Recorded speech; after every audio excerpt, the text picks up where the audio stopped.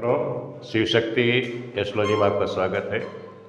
आज मैं आपको बता जाने जा रहा हूँ प्रश्न प्रकरण में कि जैसे कोई यजमान आपसे पूछने आया कि गुरुजी ये बताइए कि इस हमारे बच्चे का विवाह कब होगा, जिसका योग कब है। आपके पास वो चाहे अगर कुंडली है, कुंडली लेकर आया तो बहुत अच्छी बात है, और कुंडली लेकर नहीं आया है, आपसे प्रश्न ही डायरेक्ट पूछ बैठे प्रश्न कुंडली के द्वारा भी, तो आप कैसे बताएंगे। तो आज हम दोनों चीज़ आपको लेके चलेंगे कि जन्म कुंडली अगर उसके पास है तब आप कैसे देख के पता कि उसका विवाह कब होगा, या प्रश्न कुंडली अगर नहीं है, कुंडली लेकर नहीं आया है, तो आप प्रश्न के द्वारा उसका कैसे जवाब आप देंगे इसका विवाह कब होगा। तो आज इसी बात पर हम आज चर्चा करेंगे।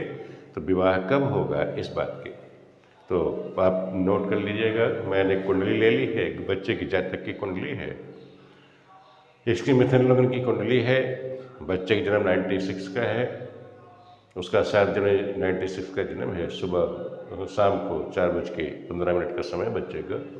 अब मान लो ये इसकी जन्मपत्री है, तो इसका विवाह कब होगा हमको ये जानना है। और किसी जातक ने इसके परिवार के किसी सदस्य ने हमसे पूछा करके 5 अप्रैल 2023 को कि सुबह 9 बजे कि गुरुजी ये बताइए इस बच्चे का विवाह कब होगा। तो ये प्रश्न कुंडली हो गई, ये जन्म कुंडली हो गई। अब इसी के द्वारा हमको ये निकालना है कि इस बच्चे का विवाह कब होगा। तो हम देखते कैसे हैं, पहले आप सूत्र नोट कर लीजिए। ये प्रश्न कुंडली में विवाह योग आप लोग देखोगे कैसे, फिर हम चर्चा करते हैं, इसका विश्लेषण करेंगे कुंडली का। पहले आप सूत्र नोट कर लीजिए, विवाह कब होगा। सूत्र नंबर 1, लग्न में सम स्थानों में, लग्न की कुंडली में सम स्थान कौन कौन से होते हैं, 2, 4, 6, 8, 10, 12। इन स्थानों में शनि बैठा हो, गोचर कर रहा हो, तो विवाह हो जाएगा। दूसरा, 5, 6, 10, 11 यानी 5वें भाव में, 6ठे, 10वें, 11वें भाव में चंद्रमा हो और उसको शुक्र देखता, और उस चंद्रमा हो और वहाँ दसम भाव को सूर्य देखते हो, चंद्रमा को जो है दशमेश यानी दसम भाव का स्वामी और सूर्य देखते हो, तब भी उसका विवाह हो जाएगा। तीसरा सूत्र नोट कर लीजिए।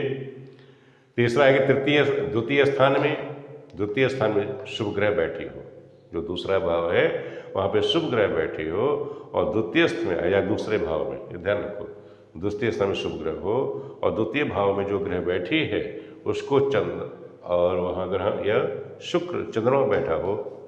दोबारा समझ लीजिए कि द्वितीय स्थान में शुभ ग्रह हो या द्वितीय भावस्थ लिखा ना, द्वितीयस्थ लिखा है, द्वितीय में जो भी ग्रह बैठी हैं वहाँ चंद्रमा भी हो और उसको शुक्र देखता हो, तब भी विवाह जल्दी हो जाएगा, शीघ्र हो जाएगा। सप्तम में चर राशि हो, सप्तम भाव जो है वहाँ पे चर राशि हो, चर राशि आपको पता है 1, 4, 7, 10, ये राशियाँ हो चंद्रमा को, और वहाँ पे चंद्रमा ही स्थित है, उसको शुक्र देखता हो, तब उसका विवाह हो जाएगा। और यह तीसरे भाव में, 6ठे और 7वें भाव में चंद्रमा को, यानी तीसरे 6ठे भाव में चंद्रमा बैठा हो, उसको सूर्य बुध गुरु देखें, तब भी उसका विवाह उस समय हो जाएगा। ये तो प्रश्न कुंडली के द्वारा हमको देखना है। इसका हम ये सूत्र है, आप स्क्रीनशॉट लेकर के नोट कर लेना। अब हम विश्लेषण करना है इस बच्चे की जन्म पत्रिका का। अब आप लोग जन्म पत्रिका आपके सामने, मान लो उस बच्चे की जन्म पत्रिका आपके सामने आ गई और उसने पूछ लिया कि इसका विवाह कब होगा, तो आप लोग क्या बताएंगे कि यदि शनि का जो गोचर है जन्म पत्रिका में, शनि या तो दशम से गोचर कर रहा हो, लग्न से गोचर कर रहा हो, पंचम स्थान से गोचर कर रहा हो, तब उसका विवाह होगा। तो दशम से जब बैठा होगा तो शनि की दृष्टि कहाँ होगी, सप्तम पर दृष्टि होगी। लगन में बैठेगा तब उसकी दृष्टि यहाँ होगी, पंचम में बैठेगा तो दृष्टि यहाँ होगी। शनि का गोचर जब लग्न में, पंचम में, दशम में हो, तब उसका विवाह होगा। इस चीज़ का आप लोग ध्यान रखेंगे। शनि गोचर हो रहा है तब उसका विवाह हो जाएगा।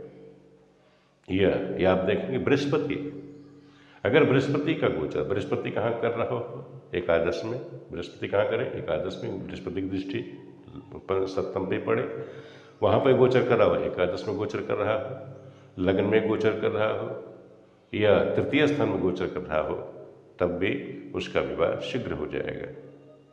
अब मान लो इस जातक की कुंडली में किसी ने हमसे पूछ लिया कि इसका विवाह कब होगा। आपने देखा प्रश्न कुंडली में किस जातक का विवाह कब होगा, तो आप देखें तो हमने क्या देखा कि इसमें देखो बृहस्पति का गोचर आ कब रहा है। बृहस्पति भी इसमें मीन राशि में गोचर कर रहे हैं। जब मेष राशि के आएंगे तो उसकी दृष्टि सीधे कहाँ होगी, यहाँ पर सप्तम भाव पर। यानी कहने मतलब है 2023 में अप्रैल के बाद यानी मई की महीने से लेकर के मई तक का जो पीरियड होगा उस बच्चे के इसका विवाह का योग बनेगा। आप ये कह सकते हो इस बच्चे के जो विवाह के योग बनेंगे वो अप्रैल 2023 के बाद बनेंगे। तो इस बच्चे के विवाह के कार्य शुभ जो कार्य होगा विवाह संबंधी कार्य अप्रैल 2023 के बाद होगा। तो उस जातक का अगला प्रश्न होगा कि गुरु जी ये बताइए कि किस मास में इसका विवाह शुभ होगा। तो आप क्या देखेंगे, त्रिकोण में कौन बैठा है, तुला में, यहाँ तुला है। तुला में सूर्य कब गोचर करता है, मास निकालने के लिए सूर्य का गोचर देखोगे।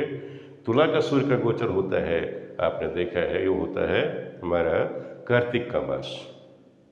कार्तिक महीने में देवठान के आसपास शादी करा सकते हैं। उसके बाद कुंभ के, जब कुंभ का सूर्य गोचर कर रहा हो, कुंभ का सूर्य गोचर कब करता है, फरवरी या मार्च में, फरवरी मार्च आप बता सकते हैं। और उसके बाद जब मेष राशि में सूर्य गोचर करे या मिथुन में सूर्य जब गोचर करे तब इसका विवाह करा सकते हैं। इस जातक के लिए इसका विवाह का ये मास होंगे और अप्रैल 2023 के बाद इसका विवाह का योग होगा।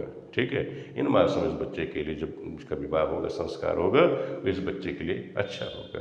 तो इस तरह आपके पास किसी कुंडली आ गई, आप देख के आप बता सकते हो इस बच्चे का विवाह का योग कब बन रहा है।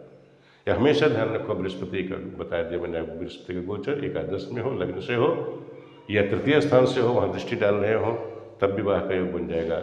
या शनि दशम में बैठा हो, लग्न में बैठा हो या पंचम गोचर कर रहा हो तब भी उसका विवाह निश्चित हो जाएगा।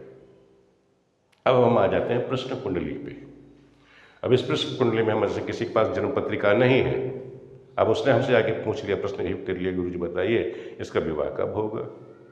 मान लिया 5 अप्रैल 2023 को कोई सुबह 9 बजे हमसे इस प्रश्न करने आ गया। ये हमने प्रश्न कुंडली बनाई, वृष लग्न की कुंडली है, द्वितीय भाव में मंगल बैठा है, पंचम में चंद्रमा है, तो सप्तम भाव में केतु है, शनि बैठा हुआ है, दसम भाव में एकादश में सूर्य और गुरु बैठे हुए हैं। अब हमने देखना है इसके कुंडली का विश्लेषण करना। सूत्र आप देखिए क्या है, सूत्र ये है कि लग्न में समस्थान में शनि बैठा हो। समस्थान क्या होता है, मैंने बताया आपका दूसरा स्थान हो, दूसरा, चौथा, छठा, 8वां, 10वां, 12वां। तो यहाँ देखो इस कुंडली में शनि कहाँ बैठा है, 10वें स्थान में। 10वां यानी समस्थान है। अब आपने देखा कि 10वें स्थान में लग्न से शनि बैठा हुआ है। मैंने बताया तो समस्थान में 2, 4, 6, 8, 10 में शनि बैठा गोचर कर रहा हो तब विवाह होगा। तो यहाँ 10वें शनि है, यहाँ शनि गोचर दृष्टि कहाँ पड़ेगी, सप्तम पे पड़ेगी, तो यहाँ इसका विवाह का योग का कारक बनेगा। और यहाँ शनि, जब शनि कुंभ राशि में गोचर कर रहा है तब इसका विवाह होना है। फिर दूसरा सूत्र देख लीजिए कि 5, 6, 10, 11 भाव में चंद्रमा हो, यानी यहाँ पंचम भाव में, यहाँ देखो कुंडली में देखो पंचम भाव में चंद्रमा बैठा है। इन स्थान भाव में चंद्रमा को दशमेश व सूर्य देखते हो। दशमेश कौन है इसमें, दशमेश है शनि, तो शनि की दृष्टि नहीं पड़ रही है, दशमेश की पड़ रही हो या सूर्य देखता हो, यहाँ सूर्य की दृष्टि पंचम पर है, तो इसका मतलब है कि इसमें इसका विवाह का योग बनेगा। यह 5, 6, 10 में चंद्रमा को दशमेश या सूर्य देखते हो तब भी विवाह हो जाएगा, तो सूर्य की दृष्टि यहाँ पड़ रही, तो इसका विवाह का योग बनेगा। फिर क्या है कि द्वितीय स्थान में शुभ ग्रह। अब द्वितीय स्थान ये यहाँ से द्वितीय स्थान, यहाँ मंगल बैठा हुआ है, शुभ ग्रह बैठे हो, कोई भी शुभ ग्रह बैठी होती और चंद्रमा को शुक्र देखता हो, यहाँ पे कोई शुभ ग्रह हो या चंद्रमा बैठा हो और यहाँ से कोई शुभ ग्रह उसको दृष्टि डाल रही होती तब भी उसका विवाह हो जाता। ये कहने का मतलब ये है। सप्तम में चर राशि हो, चर राशियाँ कौन सी होती हैं, 1, 4, 7, 10। मान लो किसी कुंडली में यहाँ पर 1, 4 या 7 या 10वीं राशि में बैठी होती, वहाँ पे चंद्रमा होता और शुक्र की दृष्टि पड़ रही होती तब भी उसका विवाह हो जाता। ऐसा योग इस कुंडली में नहीं है। या 3, 6, 7 भाव में चंद्रमा बैठा हो, यानी तीसरे, छठे और सप्तम भाव में चंद्रमा होता और वहाँ सूर्य बुध गुरु देखे जाते, सूर्य गुरु की दृष्टि पड़ रही होती तब भी विवाह हो जाता। तो इस तरह से ये सूत्र हैं, इस तरह का कोई भी योग बनता तो विवाह हो जाता। उस साल उस बच्चे का विवाह होना है। तो जैसे आपने यहाँ देखा कि शुरुआत के 2 सूत्र यहाँ लागू हो रहे हैं कि लग्न उसमें समस्थानों में शनि बैठा है, समस्थानों में शनि बैठा, उसकी दृष्टि पड़ भी रही है तो शनि उसको विवाह कराएगा ही कराएगा, निश्चित है। उसके बाद आपने देखा कि 5, 6, 10 भाव में चंद्रमा को सूर्य देखता हो तो विवाह होगा, तो ये निश्चित हो गया कि हाँ इस वर्ष बच्चे का विवाह हो जाएगा, क्योंकि शनि आ गया तो विवाह कराएगा ही कराएगा। तो इस तरह से हम किसी की कुंडली हमारे सामने आ जाए तो हम उसका विश्लेषण कर सकते हो, बता सकते हैं कि भाई आप कुंडली जब देख रहे हैं, विचार कर रहे हैं, उसमें उसका विवाह कब होगा, देखोगे आप कैसे।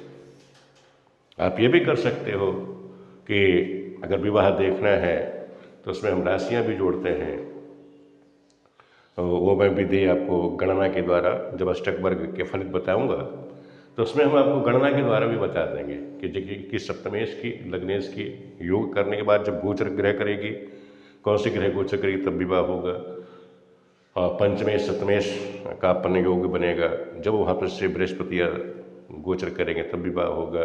तो ये सारी चीज़ें मैं आपको जब गणना कराऊंगा अष्टक वर्ग वाली, अष्टक वर्ग के द्वारा फलादेश करना, उसमें जब हम आपको बताएंगे उसकी जानकारी मैं तब आपको दूंगा। आज आपके लिए प्रश्न कुंडली के लिए इतना ही काफ़ी।